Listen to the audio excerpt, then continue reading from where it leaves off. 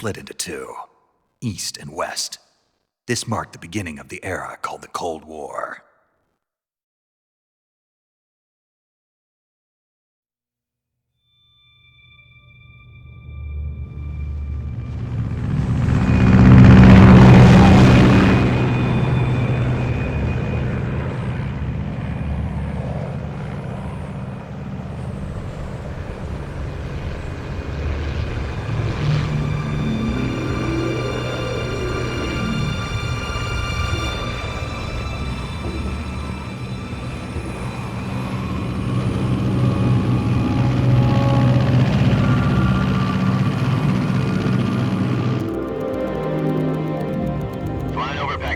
Altitude 30,000 feet.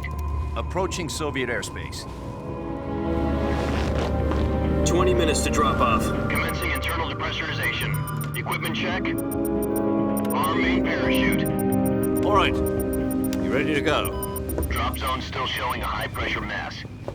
Cav okay. Good. We've got high visibility.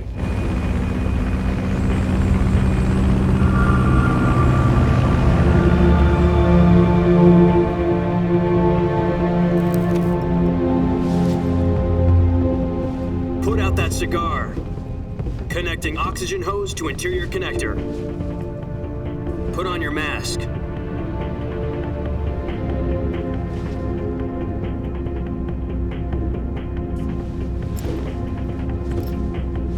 Does this panty waste know what he's doing? Approaching release point. 10 minutes to drop off. Hey, are you deaf? He said put out the cigar and put on your mask.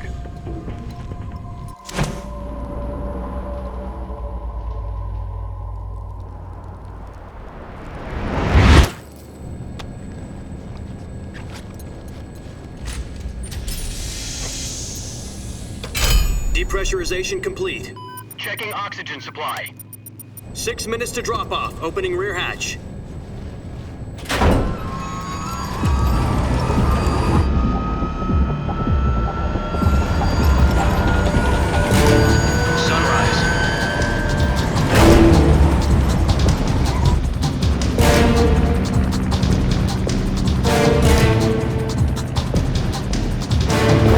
Temperature minus 46 degrees Celsius. 2 minutes to drop off. Stand up. You'll be falling at 130 miles per hour. Try not to get frostbite from the wind chill. 1 minute to drop off. Move to the rear. Activate bailout model. This is one for the history books. The world's first halo jump. 10 seconds to drop off. Stand by. Status okay, all green. Prepare for drop-off. Countdown. 5, 4, 3, 2, 1. Spread your wings And fly. God be with you.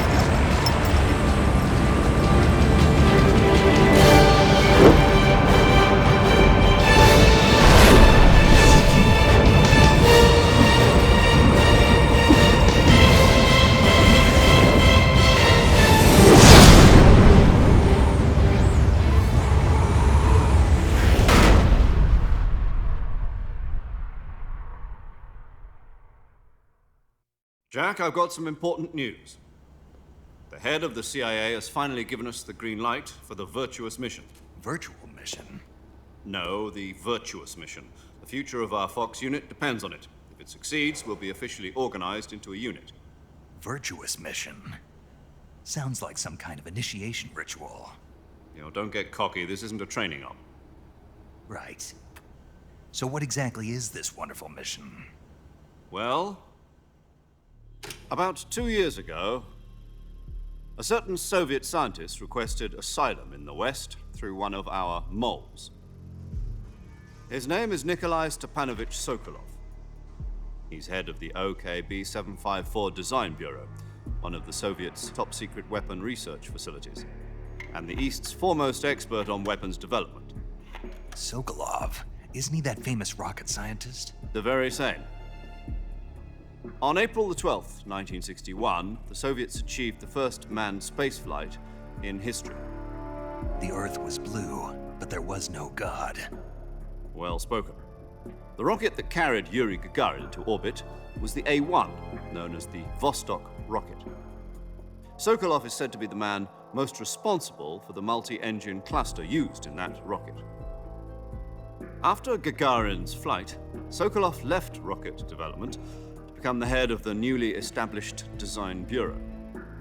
From a lowly technician to head of a design bureau, that's quite a success story, so why do you want to defect? It seems he'd become afraid of his own creations. Afraid? Call it a crisis of conscience. And for that, he left his country and his family behind and went over the fence? Not exactly. One of his conditions was that his family was also to be taken safely to the west. We used a mole to get the family out first and succeeded in sneaking Sokolov over the Berlin Wall shortly afterwards. I was the one who conducted the operation. The security on the eastern side was still full of holes back then. Then what? We got Sokolov over in one piece, but the whole ordeal had left him exhausted, and we checked him into a hospital in West Berlin. It took him 2 weeks and more than 600 miles to get from the research facility in the Soviet Union to Berlin. He was in no condition to say anything coherent. And it was only a week later that we had something much bigger on our hands. The Cuban Missile Crisis. October the 16th, 1962, President Kennedy received word that the Soviets were in the process of deploying intermediate-range ballistic missiles in Cuba. The President demanded that the Soviets dismantle and remove the missiles. At the same time, he announced a naval blockade to prevent further missile shipments from reaching Cuba. But the Soviets didn't back down, instead placing their armed forces on secondary alert. Soviet transport ships carrying missiles continued on course towards Cuba. US and Soviet forces went on alert for an all-out nuclear war. Frantic negotiations were conducted through the UN's Emergency Security Council and unofficial channels to end the hair-trigger standoff. Finally, on October the 28th, the Soviet Union agreed to remove its missiles from Cuba, and so the world avoided a nuclear holocaust. But in order to get the Soviets to pull their missiles out, we had to make a deal. You mean the one where the US agreed to remove its IRBMs from Turkey? No. The Jupiter IRBMs deployed in Turkey were obsolete, and we were going to get rid of them anyway. They had no strategic value whatsoever to either the US or the Russians. The Turkey deal was a ruse, a cover story that was fed to the other intelligence agencies around the world. So what did the Russians really want? Sokolov. They wanted us to return Sokolov. You mean the Soviets pulled out of Cuba just to get their hands on Sokolov? That's right. What the hell was he working on? At the time, we had no idea. We were running out of time. It was either give up Sokolov or risk full-scale nuclear war. In the end, we had no choice. President Kennedy gave in to Khrushchev's demand. The next day, I got Sokolov out of the hospital, handing him over to agents on the eastern side. Sokolov kept on screaming, "Save me," until he disappeared from my sight. Then a month ago, we received some new information from one of our moles. About Sokolov? Yes. He was taken back to the research facility and forced to continue working on the weapon in question under KGB supervision. What's more, it's on the verge of completion. So what kind of weapon is it? Something to do with space rockets? No, missiles. Same technology. I guess you're right. We don't know the details, but it appears to be a new kind of nuclear device. For half a year now, the Soviets have been conducting frequent nuclear tests at Semipalatinsk. Something to do with the weapon, I assume. We're talking about a secret weapon so big that Khrushchev was ready to pull out of Cuba to get it back. Is Sokolov still in the facility? No. According to our intelligence, he's in Selinoyarsk, a place in the mountains about 3 miles to the west that's known as the Virgin Cliffs. The Virgin Cliffs. Nice name for a virtuous mission. They moved him there just recently. Why? Apparently, they're conducting a field test of the weapon, but it's our best chance to get him back. This mission would never have been possible if he was still in the research facility. This is our last chance. Sokolov must have known that too when he contacted us.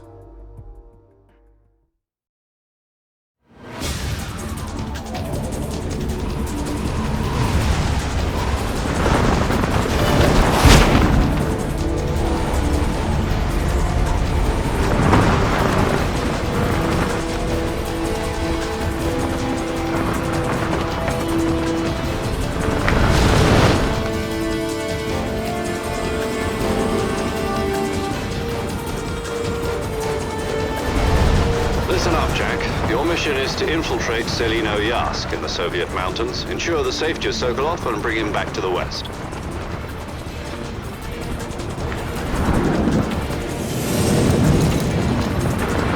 If we don't get Sokolov back before that weapon is complete, we'll be facing a major crisis.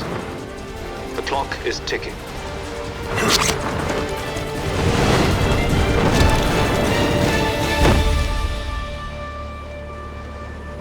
Once we've confirmed the rescue of Sokolov, stand by at the recovery point. A recovery balloon will be dropped at that point. Helium will be pumped into the balloon to inflate it. The process takes about 20 minutes. Once it's complete, the gunship's arm will latch onto the balloon and pull it up. The Fulton surface-to-air recovery system. I'm familiar with the theory. Take it easy. It's been combat-proven. Do you think Sokolov is up to it? The shock will be less than during a parachute jump, and the arm can handle up to 500 pounds. So you're planning on going over the border in a single combat talon? She's equipped with two 6-barrel 20mm Vulcan cannons, as well as two 40mm machine guns. Sounds like she could hold her own against a battalion of tanks. Even with the fuel in the reserve tank, we're facing a 4-hour time limit. If all goes well, it shouldn't take more than a few hours. Home in time for dinner. But if anything goes wrong, you'll be eating dinner, breakfast, and all the rest of your meals in the jungle.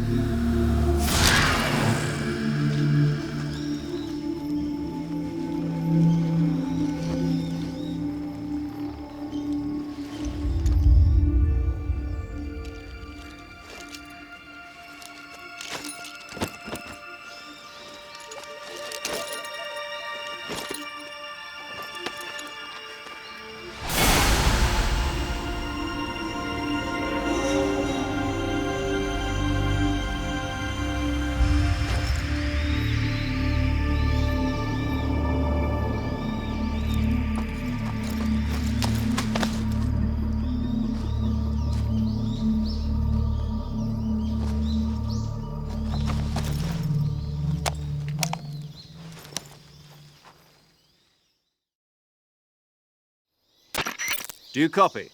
You're already in enemy territory, and somebody might be listening in. From here on out, we'll be using code names to refer to each other. Your code name for this mission will be Naked Snake. I'll be referring to you as Snake from now on. You're not to mention your real name. Snake? Well, you don't like snakes? What do you mean? You've eaten one before, haven't you? In survival training. I'm glad to hear that. I don't know if I'd ever order one in a restaurant, but... Be careful, you might not have a choice. What about you, Major? What should I call you? Let's see. I'll be Tom. Call me Major Tom. This will be a sneaking mission. You must not be seen by the enemy. You must leave no trace of your presence. Is that clear? This kind of infiltration is the Fox unit's speciality. In other words, weapons and equipment are procured on site. That goes for food as well. You're completely naked, just as your name implies. Great. Now I see why you asked me if I like snakes. I suppose calling me Snake was your idea of a joke, too. No. There's a good reason for that. I'll tell you later when the time is right. Gotcha. Getting back to the subject, how exactly am I supposed to feed myself? You've been issued a knife and a tranquilizer gun. Use them to hunt for food. You'll also find some medical supplies in your backpack. Yeah, about the backpack. I lost it in a tree on the way down. I see. Well, you'd better go back and get it then. You know where it is? No problem. I can see it from here. It's stuck on a branch. To climb a tree, Stand in front of a tree that's covered in ivy and press the action button. I'll be monitoring your progress over the radio. We can't risk violating Soviet airspace, but I'll be in the gunship. My frequency is 140.85. I'll give you a call if I need to talk to you. If you need to talk to me, use the send function. Okay, Snake, go get your backpack.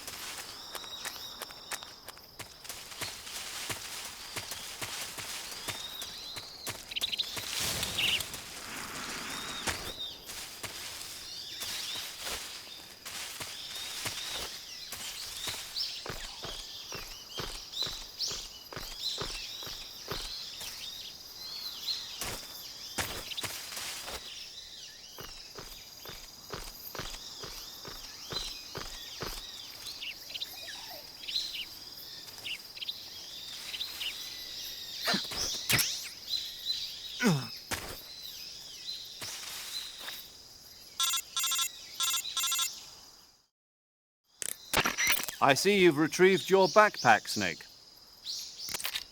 To equip a weapon, it's necessary to take it out of your backpack. In the survival viewer, choose Weapon from the backpack. Your available weapons will be displayed in a window in the upper left. From that list, choose the weapon you want to equip and press the Enter button. For other equipped items, just do the same thing from Item. Got it. Use the survival viewer backpack. Yep, that's right. Survival is fundamental to this mission. After you've been out in the field for a while, your stamina will start to drop. If your stamina gets too low, it'll affect your performance. You won't be able to shoot accurately, for example, and your wounds won't heal as smoothly. Keep an eye on your stamina so you don't run out. To recover lost stamina, you can hunt for local flora and fauna. You can use either your tranquilizer gun or your knife to hunt. My only weapon is a Mark 22 Hush Puppy tranquilizer gun? That's right. It's been fitted with its own suppressor. However, the suppressor will deteriorate every time you fire. Once its durability reaches 0, the noise suppression effect will be gone. So don't get too trigger-happy with it. The suppressor's durability is shown in the icon. Any weapons and equipment beyond what you're carrying now, you'll have to find as you go. I have to find my own weapons and equipment? Whose crazy idea was this anyway? Solo covert actions are standard Fox operating procedure.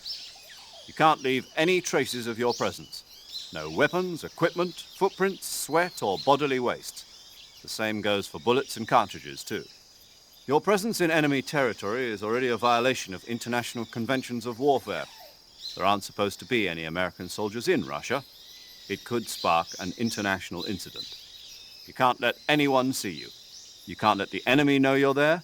This is a stealth mission. You're a ghost, Snake, in every sense of the word. And there'll be no rescue if you're captured. The military and US government will deny any involvement in the affair. Then I'll just have to take care of myself, huh? I'm afraid so. You've been given a fake death pill for that purpose. SIS guidelines stipulate that soldiers on covert ops like this one be issued a potassium cyanide capsule. Tape it to your body so you can take it when you need to. How generous of you. Use it if you're taken prisoner by the enemy. It'll send you into a state of false death for a short time. Fooling them into thinking that I'm really dead. So how do I come back to life? Just take the revival pill. You mean that thing they put in my tooth before the mission? That's the one. But be careful. If you remain in a state of false death for too long, nothing will be able to bring you back. Remember that. I'll keep it in mind. You said this was a solo mission, right? Right. I guess that means I can't count on any reinforcements. Correct. The mission rests entirely in your hands. A real one-man army. Relax. There's a support team ready to back you up over the radio. Who? I'll introduce them to you. This time, survival is of utmost importance. The first member of the support team will be in charge of monitoring your physical condition, acting as a medic, so to speak, as well as recording your mission data. She's a member of Fox as well, and she's here on the gunship with me. She? Hello, Snake. I'm paramedic. Nice to meet you. Paramedic. As in a medic who comes in by parachute. Aren't you going to tell me your real name? Are you going to tell me yours, Mr. Snake? My name, huh? It's John Doe. And they call you Jack for short. You're a regular Captain Nemo.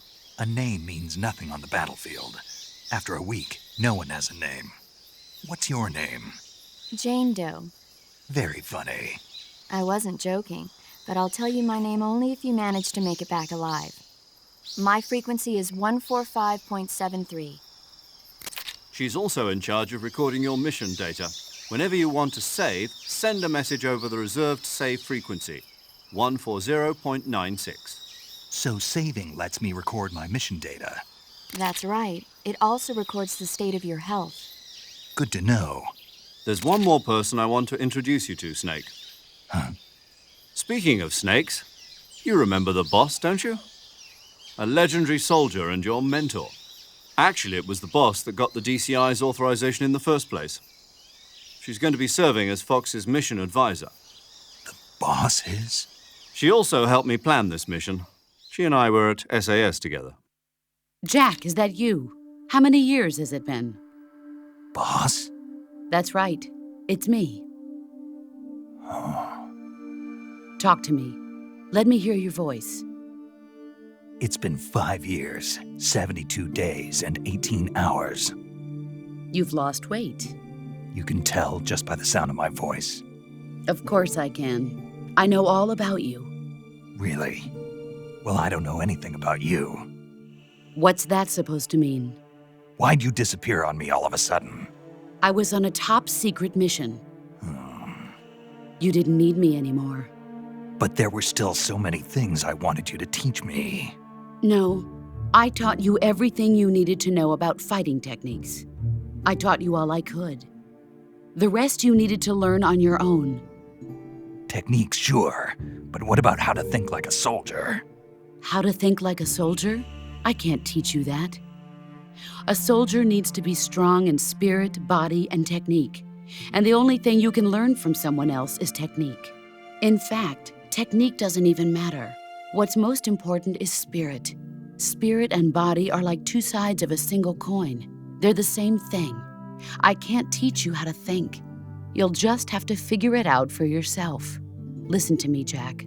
Just because soldiers are on the same side right now doesn't mean they always will be.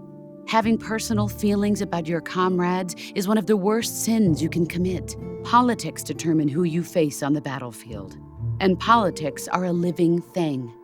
They change along with the times. Yesterday's good might be tomorrow's evil. Is that why you abandoned me? No, it had nothing to do with you. I already told you, Jack. I was on a top-secret mission. A soldier has to follow whatever orders he's given. It's not his place to question why. But you're looking for a reason to fight. You're a natural-born fighter, but you're not quite a soldier. A soldier is a political tool, nothing more. That's doubly true if he's a career soldier. Right and wrong have no place in his mission. He has no enemies and no friends. Only the mission. You follow the orders you're given. That's what being a soldier is. I do whatever I have to get the job done. I don't think about politics. That's not the same thing. Sooner or later, your conscience is going to bother you. In the end, you have to choose whether you're going to live as a soldier or just another man with a gun. There's a saying in the Orient, loyalty to the end. Do you know what it means? Being patriotic. It means devoting yourself to your country. I follow the president and the top brass. I'm ready to die for them if necessary. The president and the top brass won't be there forever. Once their terms are up, others will take their place. I follow the will of the leader, no matter who's in charge. People aren't the ones who dictate the missions. Then who does? The times. People's values change over time, and so do the leaders of a country. So there's no such thing as an enemy in absolute terms. The enemies we fight are only enemies in relative terms, constantly changing with the times. As long as we have loyalty to the end, there's no point in believing in anything, even in those we love. And that's the way a soldier's supposed to think? The only thing we can believe in with absolute certainty is the mission, Jack. All right, but do me a favor. What is it? Call me Snake. Snake. Oh, right. Your code name is Snake. It suits you well. That's right. The legendary unit that the boss put together during World War II was a snake. The Cobra unit, a group of heroes that brought the war to an end and saved the world. As long as you've got a legendary hero backing you up, you'll be fine. Isn't that right, Snake? Yeah, I can't think of anyone else I'd rather have with me. Oh, and one more thing, boss. Yes? It's good to hear your voice again. Same here. After all, who knows if either of us will make it out alive? Snake, you are always best at urban warfare and infiltrating buildings. But this is the jungle. Survival is going to be key. Those CQC techniques I taught you are sure to come in handy. CQC? Close quarters combat, huh? I've been in the Green Berets for the past few years. I'm probably pretty rusty. Not to worry. I'll be here to help you remember. After all, this is your first actual survival mission. I'll be supporting you over the radio. Where are you, boss? Next to the Major? The boss is communicating with us by radio from aboard a Permit-class submarine in the Arctic Ocean. My frequency is 141.80. Call me if you need my advice on battle techniques. Gotcha. Your mission is to retrieve Dr. Sokolov. Dr. Sokolov is being held in an abandoned factory located to the north of your current position. Avoid heavy combat and don't let anyone see you. Don't forget that this is a stealth mission. Snake, try to remember some of the basics of CQC.